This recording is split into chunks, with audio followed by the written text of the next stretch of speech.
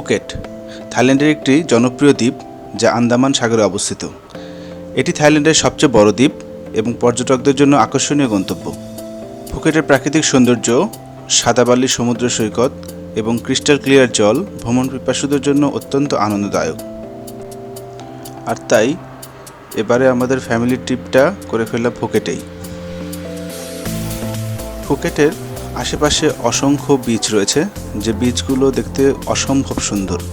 তবে একটা বিষয় জানিয়ে রাখি, ফুকেটের নর্থের দিকে যে বিচগুলো রয়েছে এগুলো কিছুটা শান্ত এবং মনোরম, কিন্তু দক্ষিণের যে বিচগুলো রয়েছে সেগুলো কম্প্যারেটিভলি অনেক ক্রাউডি, অনেক মানুষের সমাগম হয়। মোস্টলি বাংলাদেশ থেকে যারা যায় সবাই কম বেশি সাউথের বিচগুলোর দিকেই যায়, যেমন পাতং বিচ, কাটা বিচ এবং ক্যারন বিচ এর মধ্যে বেশ বিখ্যাত। ফুকেট ইন্টারন্যাশনাল এয়ারপোর্ট থেকে আমরা প্রায় 45 মিনিটের ড্রাইভ শেষে ফুকেট শহরের দিকে আমরা পৌঁছে গেছি। ফুকেট শহরটা আপনারা দেখতে পাচ্ছেন যথেষ্ট শান্ত, নিরিবিলি একটি শহর।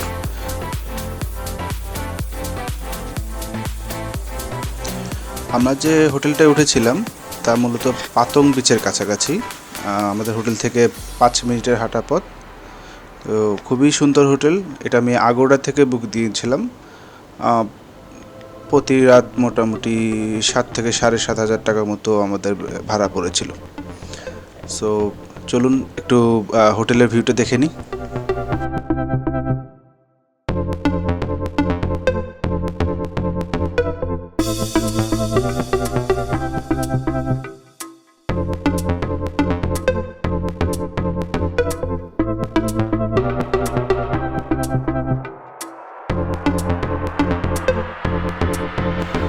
এই হোটেলের সবচেয়ে বেশি ভালো লেগেছে যে জিনিসটা, তা হলো এদের সুইমিং পুলটা খুবই সুন্দর এবং একটু ইউনিক, এবং এর আশেপাশে বসে থাকা, পাশেই রেস্টুরেন্ট, সব মিলিয়ে খুব অসাধারণ একটা অনুভূতি। উপরে টপ ভিউতে হয়তো অতটা ভালো বোঝা যাচ্ছে না, বাট আপনারা যদি নিজেরা যান তাহলে অবশ্যই এই হোটেলটা উঠতে পারেন। তো খাওয়া দাওয়া শেষে আমরা একটু রেস্ট নিয়ে বেরিয়ে পড়লাম ফুকেটের রাস্তায় এক্সপ্লোর করার জন্য। আসলেই খুবই মনোরম পরিবেশ এবং সম্পূর্ণ ট্যুরিস্ট ফ্রেন্ডলি। ট্রাফিক এবং আদার থিংস সব কিছু মিলিয়ে অসাধারণ। ফুকেটের এই রোডগুলোর আশেপাশে আপনারা অনেক স্ট্রিট ফুড পেয়ে যাবেন। স্পেশালি এদের ম্যাঙ্গোগুলো আপনারা জানেন খুবই সুস্বাদু, যারা এর আগে থাইল্যান্ডের বিভিন্ন স্পটে গিয়েছেন। তো পাতং বিচের অন্যতম আকর্ষণ night life of Phuket explore করার আগে আমরা এই বিকেলে স্নিগ্ধ সুন্দর সমুদ্র সৈকতে পা ভিজিয়ে নেওয়ার চেষ্টা করছি।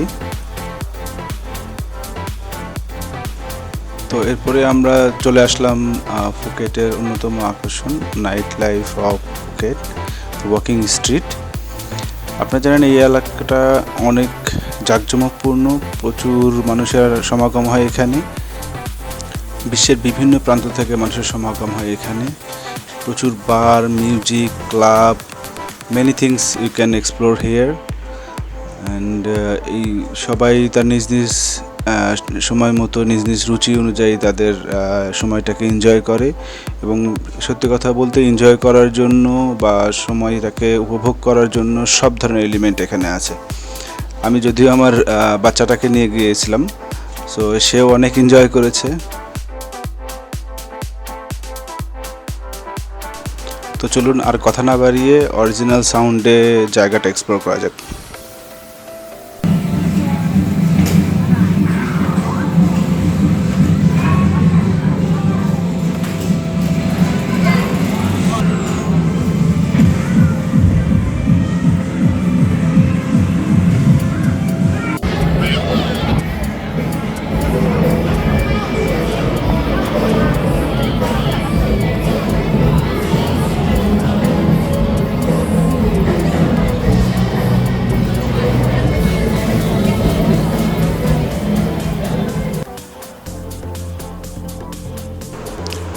এই রাস্তার পাশেই আপনারা অনেক শপিংয়ের সুযোগ পেয়ে যাবেন। সব ধরনের T shirt, shoes, caps, sunglasses অনেক টাইপের শপিংয়ের সুযোগ আছে এখানে, আপনারা এখানে এক্সপ্লোর করতে পারেন। তবে অবশ্যই দামাদামি করতে হবে, এটা কিছুটা হকার্স মার্কেটের মতো, বাট দামাদামি করতে পারলে বেশ ভালো ডিল পেতে পারেন।